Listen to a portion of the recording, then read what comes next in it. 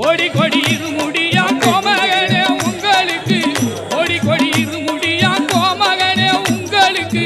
நாடி வரும் பக்தருக்கு நல்ல வழி காட்டிடவே சாமிய துந்தக்க ஐயப்ப துந்தக்க காரண துந்தக்க மாலைய துந்தக்க மாலத்தோட வருவாரா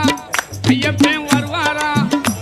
அவன் வருவாரா வர மாட்டாரா அவர் தயவை கேளுங்க